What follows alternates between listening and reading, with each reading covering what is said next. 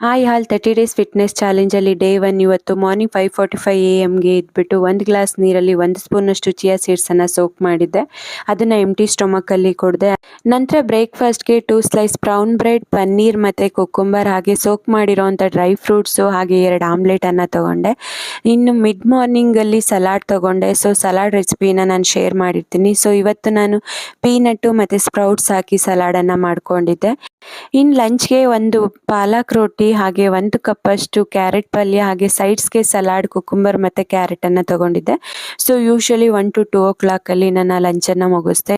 ಹಾಗೆ ಈವ್ನಿಂಗ್ ಸ್ನ್ಯಾಕನ್ನು ನಾನಿಲ್ಲಿ water melon ತಿಂದೆ. ಅದಾದ ನಂತರ 6:30 to 7:30 ವರ್ಕೌಟ್. ಸೊ ವರ್ಕೌಟ್ ಮುಗಿಸ್ಕೊಂಡು ಬಂದು ಡಿನ್ನರ್ಗೆ ತೋಫು ಫ್ರೈ ಹಾಗೆ ಹೆಸರು ಕಾಳಿನ ಪಲ್ಯ, ಚಪಾತಿ ಮತ್ತು 4 ಬಾಯ್ಲ್ಡ್ ಎಗ್ ವೈಟನ್ನು ತಿಂದೆ. ಸೊ ಇದಾಗಿತ್ತು ನನ್ನ ಈ ಡಯಟ್. ನಿಮಗೆ ವಿಡಿಯೋ ಇಷ್ಟ ಆಗಿದ್ರೆ ಲೈಕ್ ಮಾಡಿ, ಶೇರ್ ಮಾಡಿ, ಸಬ್ಸ್ಕ್ರೈಬ್ ಮಾಡಿ. Thank you.